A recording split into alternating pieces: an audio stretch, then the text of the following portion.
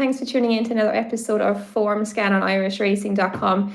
In partnership with Tony Bet, a cracking weekend of racing ahead, 2 days of Punchestown and the Betfair chase at Haydock as well to look forward to. Delighted to be joined by Johnny Ward this weekend. Look forward to the action. Johnny, just getting declarations through here now for Sunday. I think it's going to be a fairly memorable weekend of racing, I'd say, in Punchestown anyway, at least. It's really remarkable, and I'm just praying that I'm not religious, but I'm just hoping that we get the three places in the two big races. Like I maybe it's me, but like I don't think you can underestimate the value of having 8 or more runners in these races, where punters can back each way if they don't like the favourites, and it just makes it so more interesting. 7-runner races kill it for me a bit, and in terms of turnover, bookmakers will tell you it's far better when we've 8 runners. And the thing is, and we're just talking off air, like if these horses do take on their stablemates, this is exactly what jump racing should be. They shouldn't be able to avoid each other year in, year out, including at Cheltenham. And please let them all turn up. Yeah, look, it's a cracker. There's, I suppose, some cynics saying that maybe a couple of the big ones aren't going to go through with their engagements. But for now, anyway, at least we've got a couple of cracking cards. And like you said, we've got each way places in both of the big races in Ireland as well, which is a big thing, I suppose. There's a couple of negatives on the card, but I think as a whole, you can't take away from this Punchestown card at all. And I think the first race we're going to start off with in Punchestown. We'll go to Punchestown first on the Saturday, and I think, look, a couple of maiden hurdles to start off the card, but I think we'll go to 12:30, the beginner's chase. Definitely the highlight of this race, Ballyburn making his chasing debut over the 2 mile 2. Look, he's favoured for the Arkle, he's favoured for the Brown Advisory as well. So Willie Mullins, as always, will keep his options open all the way through the season. But are you looking forward to seeing him back out, Johnny? Absolutely, and I'm to be honest, I'm delighted in it that he's going chasing. Like, I think if you've a horse like that, hurdling is great and all of that, but if you're a horse like Ballyburn, he's designed to go over fences with him. Don't hang around. He's 6 years old, going on 7. Just send him over fences, and it's going to be exciting to see how he gets on. He wasn't great actually at Punchestown when we last saw him. You know, he was kind of all out to get the better of Jatara. It was probably on the face of it a lot inferior to what he'd shown. Beating Slade Steele and Jimmy Desai, obviously at Leverstown and Cheltenham. But I'm really looking forward to him. Having said that now, D Capo in the race is no mug. I've seen D Capo a couple of times in the flesh. Good horse, and it's probably a sign of the fact that we've finally gotten a bit of ease in the ground, that we've 13 runners in the beginner's chase, in which Ballyburn is running with JP McManus represented by 2 in the race. But I am looking forward to it. It's like 12:30 on a Saturday. What a cracking way to start the weekend. Yeah, it's not a bad one to start off. But I suppose, look, he was beaten by Fire for Fox last year on debut. Might be clutching at straws a bit to say any of these might beat him. But yeah, I thought Capo was definitely the probably most likely to follow him home anyway, if nothing else. Yeah, I thought, didn't he beat Jesse Carrington's Ashdale Bob in Leopardstown there last March off level weights? Like, that was a fair performance, I thought. Yeah, look, he'll probably be a good chaser, but it would be surprising if he's good enough to down the flag at Ballyburn here. But yeah, an exciting one to get started there on the Saturday. But we'll go on then to the first graded race of the day, the 1 o'clock. Look, we were kind of talking about how great the fields were at the start of the show, but look, this is definitely probably the big disappointment of the weekend for Punchestown anyway, at least. 3 runners in here, all from Gordon Elliott and Gigginstown. Obviously no fault of Gordon or Gigginstown, but it's an unusual sight, I suppose. I'm not sure I've ever seen anything like this before, Johnny, but it's definitely off-putting for both punters and just for regular viewers, I suppose. Yeah, the only thing you can say, Emma, with Gordon Elliott and Gigginstown, like these horses will be running on their merits, and there'll be no messing around. That's the one thing that you'll say. So, like, if you're of the opinion maybe that there isn't much between Stellar Story, for example, and Search for Glory, which there may not be, and Search for Glory is race fitness and chase experience this season, that's fine. I did a bit of research on this, so right.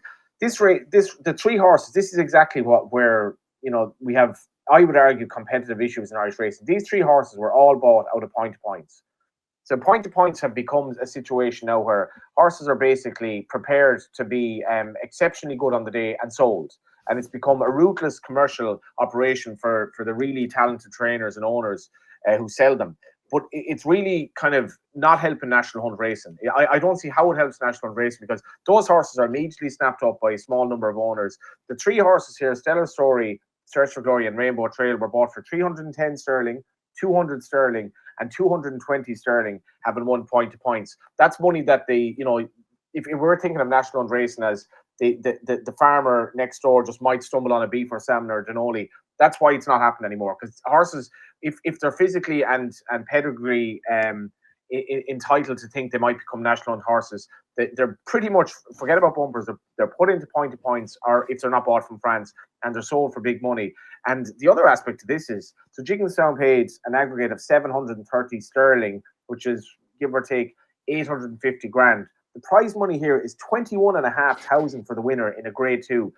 That is awful. Like, that's absolutely awful. That's the equivalent of, say, 16, 17 grand in Britain. And you compare the British races this weekend to the Irish races, it's awful, awful prize money. And I'm sure if you asked connections afterwards, like, it's great to pick up all the prize money here, but you're after spending 730,000 sterling and all the trainer fees that you paid.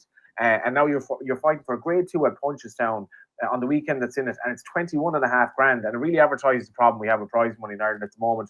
For what it's worth at the prices, and we don't have prices, but that's the envisaged prices. Search for Glory for me might be preferable to Stellar Story, because he was very good at Galway. I thought that was quite a good race, and he was very, very good that day. Sam Ewing really, really positive about him afterwards. So I've no issue with having a bet in the race, and Jigginstown will absolutely run horse on the merit. They're not a gambling operation, but this is there are a lot of problems with this race for me. Yeah, I definitely agree about the prize money aspect of it. I think when I saw the declarations coming in first, I was kind of just looking there. We can see the conditions of the race here. Like, why wouldn't someone just throw kind of an average horse in there to pick up a bit of prize money for fourth? But like, I mean, there's absolutely no point. Like, I mean, I think it was, obviously they've amended it here now, but I think it was only like 1,500 or something for finishing fourth in a grade 2 novice chase, which was mad really to think of it. And that's definitely, I think, contributed to the weak field in this. Like, unless you have a horse who's really capable of winning it, why would you bother running it? You know, you could pick up the similar money, or you probably pick up better money for winning a weak handicap with a different kind of horse. So yeah, that's definitely contributed to the field size. I'd say you probably hit the nail on the head there. Look, again, I probably don't have odds for this yet. I'd imagine Stellar Story will be a short price. Look, he'd be the pick of me, to be honest. I was kind of wondering why Search for Glory didn't go chasing last year. Like, they stayed hurdling for 2 years, which was a bit strange for Gigginstown, I suppose, in particular. But I can see the case. That Galway run was good. I suppose Stellar Story still has to prove he's jumping, I suppose, in public as well. But I think he's probably the classier of the Gigginstown trio, but likely to be a short price as well. So probably not one I'll get involved in. But we'll go on to the feature race the day next. I think the 210, the Morgiana Hurdle, and Willie Mullins has definitely served up a treat in this one. Stateman and Lassie Mouth both declared to run, along with a host of other high class performers as well. Brighter Days Ahead, an interesting candidate for Gordon Elliott, and Jack Kennedy as well. I suppose everyone was kind of waiting until jockeys were declared at around 12 o'clock yesterday morning. Paul Townend stayed loyal to Stateman. I suppose not a massive shock, Johnny. Lassie Mouth definitely does have to improve to get him in trouble here, I think, doesn't she?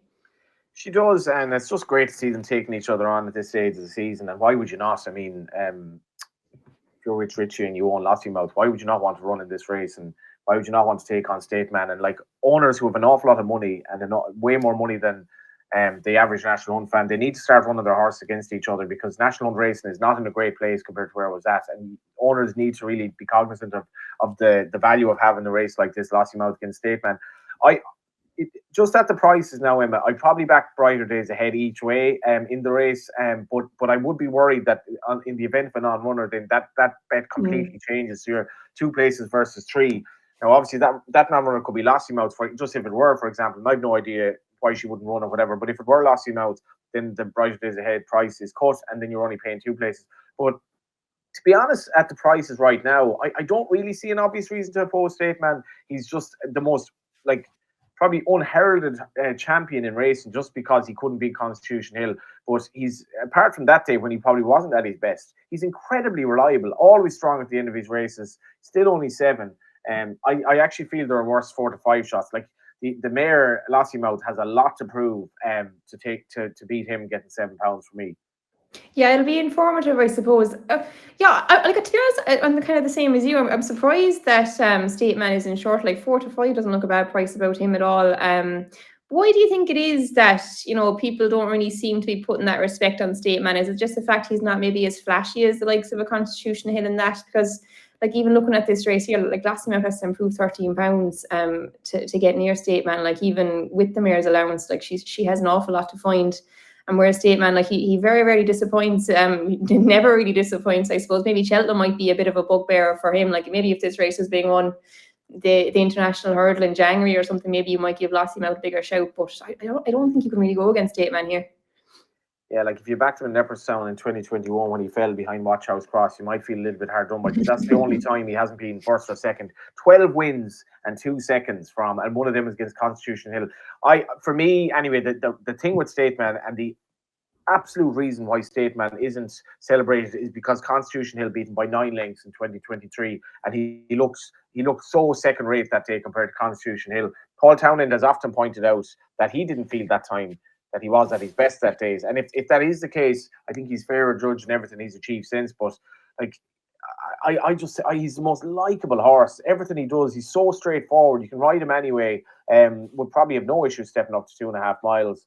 And it's a hell of a level. You're taking a pretty big gamble to suggest that Brighter Days Ahead, who was turned over obviously at Cheltenham, and Lossiemouth, who's a 5-year-old rated 156, that they could do it. As I say, I can't see Brighter Days Ahead really out of the 3 if she runs, and maybe she'll step up to beat State Man. But like, State Man for me will be very, very hard to oppose. Yeah, I think Brighter Days Ahead might be a little bit out of her depth here now. Personally, look, you think so? I think so. I don't know would her jumping stand up to this test now over 2 miles.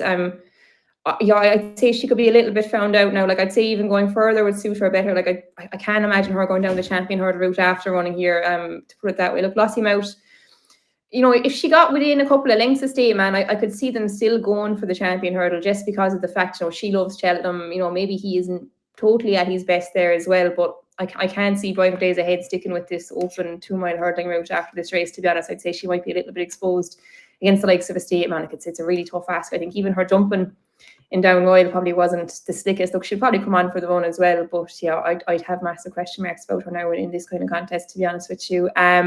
Okay, so we're going to go back to Haydock after this, but anything else in Punchestown first? Maybe any of the handicaps that you like to look at? Yeah, like I mean, I was going to mention just get it up here, the 1 o'clock. Sorry, not the 1 o'clock. Let me get it up. Should have this done. At the handicap chase, the 135, is that it? The 135. The 135. Yeah. Sorry. This race is definitely one to monitor in the betting. I'm just, JP McManus is running Magic Tricks here, who's obviously half brother to a very good horse of Gordon's, is actually name escapes me. Full brother to Abracadabras. And then you have Cadahorla and Verdant Place. So all 3 of them could be conceivably sort of well handicapped. But Magic Tricks, I'm not a big fan of Magic Tricks. And for me, Cadahorla is well worth chancing. Just with Aidan Kelly riding the horse, maybe one would suspect that the horse isn't the main horse for McManus in the race. But just looking back, he was 5th at Fairy House in April of 2023 off 127. He's 122 now over hurdles. He's already had a handicap run, which is a big one for me with McManus horses. And again, it's kind of picking the day with him, but 122, I'm well happy to chance him at the price. Very good. I actually liked one in here as well. I like Ballycoos there. Danny Mullins riding for the Crawfords. Just thought he was interesting. Like, he's very lightly raced over fences. I think he's only had 4 starts. Like, we haven't actually seen him since he was second behind Sharjah in Ayr there. I can't remember the name of the race now, but over 3 miles anyway. But look, I just think he's really unexposed over the fences. Like, he won on debut. He was second then. I think he disappointed next time. I think he hit a fence quite hard.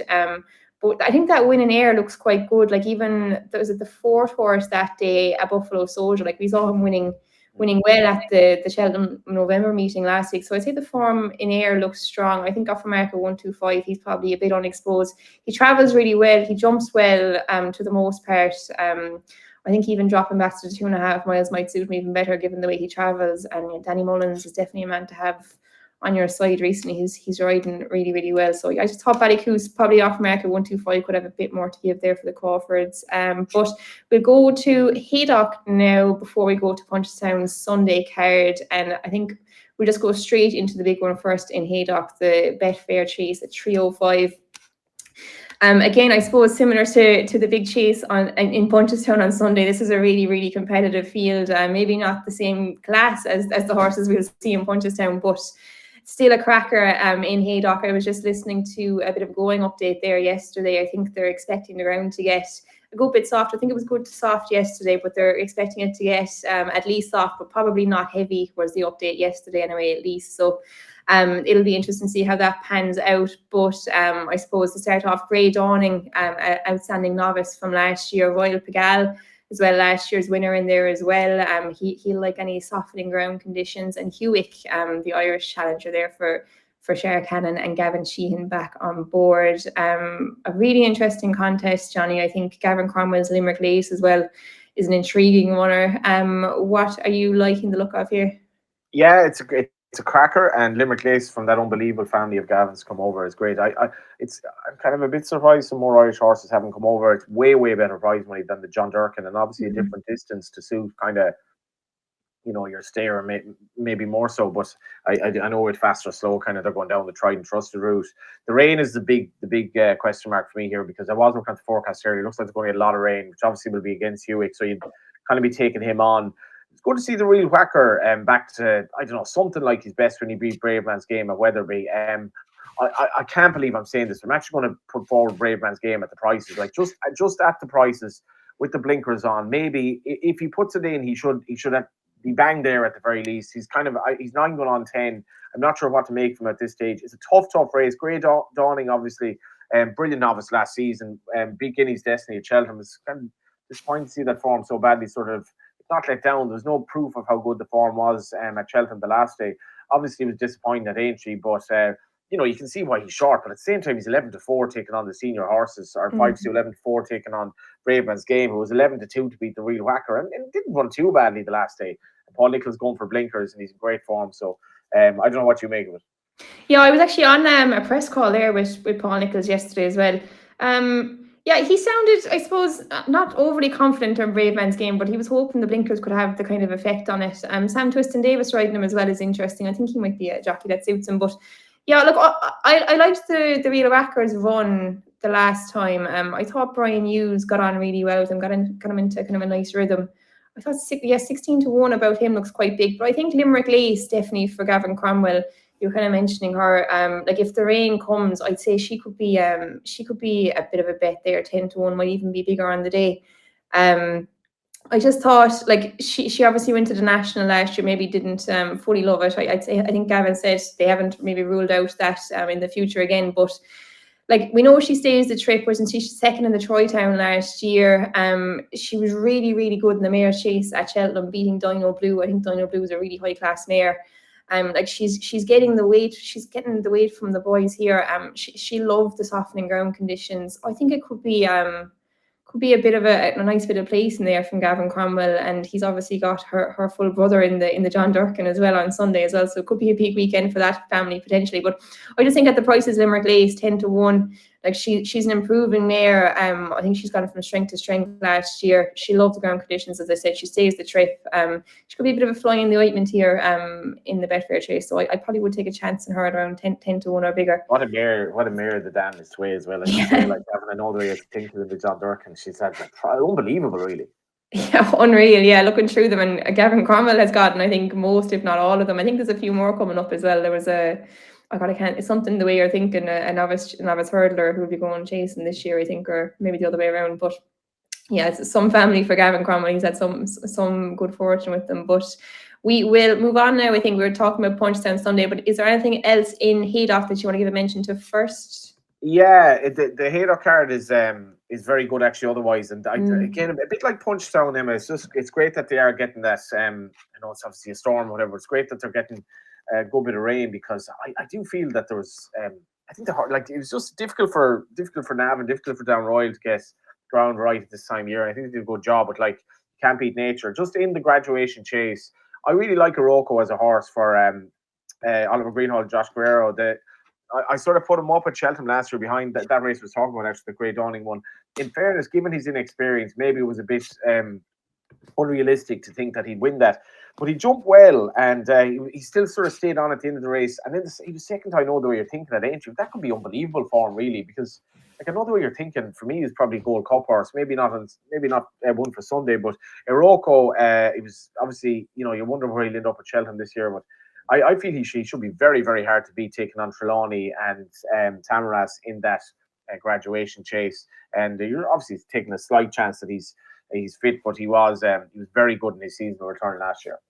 Yeah, that looks a good race as well. Yeah, Aroko, one I like as well. But it kind of seems like a pity kind of skimming over the Haydock card. I get what you're saying there, but there's just so much to talk about. Kind of have to focus on the Irish action in Punchestown, I suppose. But we'll leave it there for Haydock, I think, and go back to Punchestown. We just got the declarations in now a while ago for Sunday's card, and I think the first race we'll have a chat about the Grade 2 Novice Chase, the Craddockstown, at 150, and I suppose dissimilar to Saturday's beginner's chase, a nice strong field for this one, 8 runners, so she'll get the each way places, which is important. This one's over the 2 miles, and a nice spread of connections being represented as well. This looks like a really healthy beginner's chase, I suppose, for Irish racing.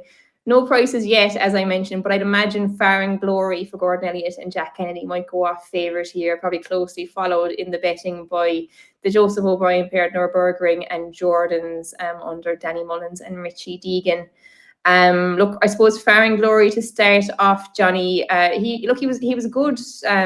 He was obviously a Grade 1 winning novice hurdler last year, but maybe a couple of question marks about him now. He was obviously beaten on chasing debut as well by In the Pocket at Wexford. No shame in that, I suppose, but probably exposed as maybe not being a proper Grade 1 horse, I think, there. Yeah, like he won obviously the Royal Bond last year when he beat King of Kingsfield. I think, I'm not alone in thinking that wasn't the strongest renewal of the race. And I mean, how was he 4-1 to beat In the Pocket? Like, when Gordon's horse were going so well. So for me, that's kind of worrying, like, because In the Pocket's a good horse, but Faring Glory shouldn't have been, and he was beaten 15 lengths by him. So I question marks over him since. Like, he beat Home My Lord, fair enough, at Naas, but I wouldn't be jumping up and down about that. It's another race. Like, in fairness, Emma, you're right. Like, Ken Budds, Gordon Elliott, Tom Mullins, John Ryan, Joseph O'Brien, Noel Mead represented. That's good to see. But another race, 21.5 grand for a Grade 2. Like, so that maybe it's something to do with that. I don't know why Willie doesn't have a runner. Maybe he's nothing at this time of the year. But at the one level, it's good to see those trainers represented. I'm going to go with Facile Mode here. I spoke to Tom Mullins somewhere at the races lately, and he was very happy with him. I know he was entered throwing at Cheltenham. And maybe just thought at this stage would stay at home, but he beat Touch Me Not the last day. I wouldn't be certain, obviously, to confirm that form, but he was very well backed. He's a lot of ability, this horse. He was expected to be sold after his bumper. That didn't happen, but he's been quite highly tried, and he's a lovely looking horse who, unsurprisingly, took to fences very well. He was an unbelievable price earlier on in the day to beat to win a Punchestown. Well back, went off 7-4. Always looked like he was getting there. We don't have the prices, which is a worry, but which is obviously a problem in terms of putting them up. But I think he should run a big race. Yeah, I was sick he didn't go to Cheltenham last week. I fancied him for that Grade 2 chase. I thought the ground even that day would play to his strengths. I was looking at him as well this morning. I just think the ground might be a little bit of a worry. I don't know. Maybe I'm wrong now, but I just thought he might be better on better ground. I know there might be a few questions. They're only giving Eildon though, I suppose. I know, but there's an awful lot of rain forecast on Saturday. Now, look, it mightn't transpire. I don't know. Punchestown might take the rain well. But there's a lot of rain forecast. That's kind of what's making me think the ground will probably be soft by Sunday. But yeah, I did like his chasing debut. I agree with you there. His jumping was brilliant, is what I thought. Another small worry for me is the fact Danny Mullins has deserted him for Jordan's, for Joseph O'Brien. Danny normally doesn't get those decisions too far wrong anyway, I suppose. Look, I think Jordan's is probably the one I'd be backing. Like, I think on the tissue there, he's third favourite. Like, if he was a nice enough price there, I think Danny probably had the choice of him, Facile Mode, and Nürburgring. And interesting that he didn't go for Nürburgring. Obviously, he was third in that really good beginner's chase last week. But Jordan's, like, he's a French recruit. I think he ran a good few times over fences in France. Grade 3 winner of Punchestown already. Look, he's probably won on an upward curve. He jumps really well. Maybe a bit surprising he was beaten on debut, but I'd say he should handle the softer ground if it transpires. And I think Danny Mullins is a really good form judge, so I'd be a judge of form. So I'd be happy enough to stick with his choice there as well. So I think Jordan's. You're just saying that now because Danny won for the stable there in Gordon the other day. Yeah, and he's deserting us then, going to Punchestown on Sunday instead of Mallow for the big ride in the 2.5 mile. Like your dad was singing so much praise about Danny afterwards, but it was just the kick he got out of winning, and it was a beginner's chase, a good race at the same time. Yeah, he's back out Sunday as well in Mallow, so another one to look forward to, hopefully. But we'll talk about the big race next. I think is it 2:25, the John Durkan. And like as the kind of declarations came in for this morning, Johnny, I couldn't really believe that they were all going to actually line up. Look, it was kind of looking like a class race all week, but like to get the likes of Factifile, Fast or Slow, Galloping Des Champs, I know the way you're thinking, Spillane Tower, you know, as well as a host of other top class horses. Like this is some race. They're betting at the moment, kind of joint favourites, Factifile, Fast or Slow, around 9 to 4, 2 to 1. Galloping Des Champs then under Paul Townend, 7 to 2. And Spillane's Tower, I think, is next in the betting then at around 15 to 2, depending on where you're backing him. Look, I suppose first off, Fast or Slow won this last year. Maybe a bit of a surprise. Derek O'Connor is on board for Martin Brazil. Johnny, were you surprised by that booking? Yeah, I mean, obviously, Derek's a very good amateur, but this was a ride that's anyone would have wanted. So it's a nice one for him to get. I spoke to JJ Steven not long ago. He was kind of very hopeful of being back, but obviously he isn't. Great ride for Derek to get. This horse he's quite straightforward as well. Derek can be able to ride in whatever way, but the 2, 3 and change is the big question mark in this race. And that's for punters to solve. Like to get all these horses turned out is fantastic in the race. Like you really could nearly make a case for any of them each way at some shape or form. Like I know the way you're thinking, like he's gonna. At the moment he could be 20 to 1 nearly. I see in the place like 20 to 1 for a horse. It could be a Gold Cup horse. And you're obviously thinking he wants further and he might need to run a bit. But it's to be honest, Emma, it's not a race I'll have a bet in. But I'm really looking forward to it. Looking at the prices here, you're getting a price on Galloping Des Champs you don't get very often, I think, as well. Yeah, Galloping Des Champs, like dual Gold Cup winner, 7 to 2. But I suppose, look, chat a bit about Factify. He's kind of lots of people's horse to follow for the year, I suppose. But I don't know, am I a bit wrong? I don't really think he should be joint favourite with Fast or Slow. I think he's got a fair bit to prove at this level anyway, at least against the likes of a Fast or Slow, who's like, we know he's brilliant around Punchestown. Like Factify, like never been out of novice company. Looking through his form last year, look, he's obviously beaten Gaelic Warrior at Leopardstown. Gaelic Warrior probably wasn't himself on the day. But apart from that, like he could probably pick little bits of holes in his form. Am I being a little bit too harsh on him? Do you think, Johnny? No. I think with Factifile, it's a lot of it is hype. Whether it's justified or not, he went straight from a bit like the likes of Miss That, and he went straight from bumpers into chases, which I feel a lot more horses should do. I don't know why you waste time over hurdles with the horse, considering how long you have them anyway. And they went straight over hurdles. Forget about the Gaelic Warrior form. Gaelic Warrior bombed that day. And I remember him being beaten by American Mike and was wondering, like, is the hype justified? But I do really like the way he goes about his business and the way he sort of travels in these races. But at the same time, Emma, it's a bit of a leap of faith to say he should be favourite here. Yeah, and I think especially like Fast or Slow, I think he's jumping could put a lot of these novices under serious pressure. Like him jumping around Punchestown under Derek O'Connor, like it'll probably be a fair sight to watch. And like it's a massive step up from that novice chasing division. Like obviously he was a star there, but like, he's rated £17 inferior to Galloping Des Champs. Yeah, and a lot of the time that novice chasing form just doesn't transpire into open company. Like they can be like the underage superstar, but they can't really step up. Maybe he'll prove me completely wrong, but I think he'll have a fair job to beat Fast or Slow now. Galloping Des Champs, look, he's probably the one race of the year he's opposable in, as well as maybe the end of the year one here. Willie probably won't have him fully wound up, I suppose, is the thinking. That's the trip as well, Emma. Like, yeah, like he really wants, he would want the ground to get as testing as possible, I think, over that trip, because as you say, beating the race last year, but at any time of year over this trip, I think he'd be vulnerable in a race like this. Yeah, and what do you make of Spillane's Tower then? Like he's obviously an interesting one. He's very, very good over this trip. He's a Grade 1 winner, of course, in novice company given, but like he's one who progressed all the way through last year. I thought Jack Kennedy was a really, really interesting booking as well by Jimmy Mangan.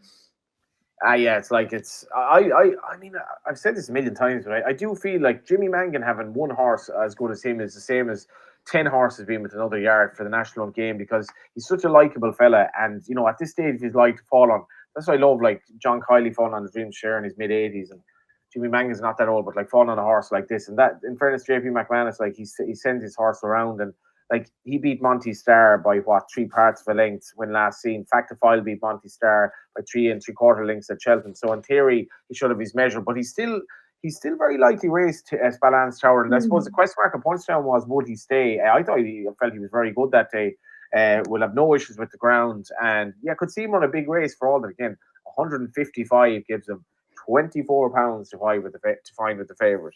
He does have an awful lot to find, but like he's probably won to run last year. He improved and improved. Like I think he started off his chasing campaign being beaten by the big chap in Galway. Like so, to see him winning the champion novice chase at Punchestown was a massive step forward from there. So it wouldn't be a shock to see him step up again. But I would be shocked to see him beaten fast or slow. Look, I know you said you're not having a bet net, but who is the most likely winner in your mind? Oh, probably. I actually don't know. I couldn't. I'm finding it very hard to pick for one to go off favourite here, and it will be ground dependent. I'd still say Galopin Deschamps, if it's heavy ground, is probably the most likely winner. Like he's always odds on, so why would he be third favourite here? Yeah, I'm with fast or slow here anyway. I think I probably will back him as well. I think look 9-4 isn't a bad price about a horse. Look, he's a course specialist. I think Derek O'Connor will be a good match for him as well. I think he could put these novices under serious pressure. It'll be a race to relish anyway, I suppose, that big one. Unfortunately, I'll be in Mallow though, watching it at 2.5 mile handicap chase around the same time. But okay, he's a good thing in Mallow. Okay, we'll wrap up Punchestown. Anything else on the card? I'm going to mention one. I just had an eye-catching one actually in the first race in the day, the 11:35. The Risk of Thunder Chase. Solitary Man. I think we're both a fan of this horse, Johnny. And he's starting his cross-country career for Enda Bulger and Darragh O'Keefe. Interesting, I thought. He obviously a bit disappointing maybe behind Flooring Porter in the Kerry National last time. But interesting, Enda has switched codes here. No better man to prepare a horse for a test like this. And I think Darragh O'Keefe is brilliant around this course as well. Darragh is actually having definitely the best season of his career. I think he's riding at around 30% strike rate. He's actually ridden 40 winners already this year. I think he only rode 42 throughout the whole season last year. Like so, he's definitely on track to have his best year yet. And I just think Solitary Man. Look, he obviously, I suppose, looking at the race, like he's joined top weight with Cocoa Beach. He has, I think, £14 to find with him. But like we know, this Banks track at Punchestown can show up funny results. Wasn't Cocoa Beach beaten by I can't think of the name of the horse now. Oh, Singing Banjo. He's only rated about 85 at this course last year. But yeah, I just think he's an interesting recruit to this discipline. He's young. He should be good to jump around here coming from Endez as well. So interesting to see what kind of price he is. I just think he could be an interesting cross-country horse to follow down the line. But are you happy enough with everything there, Johnny? Anything else you wanted to mention on this Sunday? I have to be perfectly honest though. I hadn't looked at the Risk of Thunder because it's not really my thing. But I was not expecting Solitary Man at 6 years of age, like to going down this discipline. So we'll see how it works out from such a talented horse. Darragh, I often meet these folks at the races, like, and I think they're getting some kick out of Darragh, how well he's doing. They're brilliant family, and he's a class rider. Like it's just there's so many good riders in Ireland. You know, Darragh has to deputise, I suppose, for others at times when that's just the way it is. You know, when like Rachel Blackmore is out, he might be able to deputise for her or whatever. He's a class rider. Just in the 3 o'clock, must be a sucker for McManus horse and handicaps. Well dressed, out of dress to the nines. No doubt she's well handicapped at 113. And Eddie and Patrick Harty, good form. I think they're sending Grandero Bello to the old Hennessy as well. So I'm looking forward to that. Good to see they have a nice horse as well. But this horse is definitely well handicapped. I think maybe keep an eye out for Lady Brazil. Blue Brazil mare who's run off 109 but well dressed, surely wins a race like this. Interesting to see what price he'll open up at for Sunday. But we'll wrap it up there. Thanks very much, Johnny. I think we've covered most of the big action anyway, and a few handicaps as well. But we'll ask you for a nap, I think, before you go across the full weekend. I'm actually going to give Codahorla and Punchestown on the Saturday. It's kind of one of these, if you don't follow him tomorrow, back in the next day. So I've often been accused of. I remember it used to be said of my tipping. I'm a good fella to tip a horse that the next day it runs, but not the day I actually tip it. So maybe with Codahorla, sometimes it's hard to pick the day. It's actually one of the challenges of punting is to explain to why you actually fancy a horse on a given day. Codahorla is Irish for what happened, and maybe you'll be saying that on Saturday. Maybe you'll be saying I won. Very good. I think I'm actually going to go for Limerick Lace each way in the Betfair chase. I just think Gavin Cromwell wouldn't be sending her over if he didn't think she'd a good crack at winning it, and she liked the ground conditions, and she's a mare on the upper curve. But I have to give a shout to Noble Talent as well. I think is at the 2:30 in Cork on Sunday. Conor Stonewalsh taking the £5 off. I think he'll have only about 9-12 or something on his back, so he's definitely one to watch as well. What's he running off? He's running off. I actually thought the handicapper wasn't too harsh on him. I think it's 115 he was given, which I thought was all right, to be fair, because sorry, it's a 205, I think. No. 115. Let me just get it up here. Yeah, 115. I thought that, like, to be honest, I thought he could have given him a bit more the last time. Like, he won off 107, but like he beat the second horse who was rated 109, giving him £7 or more. So look, I think 115 is definitely workable. He's up to 2.5 miles, but the ground will probably get a fair bit softer by Sunday as well, which will suit him. So I'm looking forward to that. Connor Stonewatch. He's actually never ridden for us, but he's definitely highly recommended, and he's a real good rider, isn't he, Johnny? He is a very good rider. I actually think his first winner was over jumps was in Mallow, and I was there, and I think it was for possibly his first ride over hurdles for Gordon Elliott. I have to say now 115 for me looks very, very tempting. I was in Gore and I thought, like, I'm with you. I feel this horse is probably better on softer ground, and he was very, very good. I find that quite an interesting mark now, to be honest. Yeah, I just giving us a bit of a chance now, which is always good. But we won't say much more. We'll wrap it up there. Thanks very much, Johnny, for everything.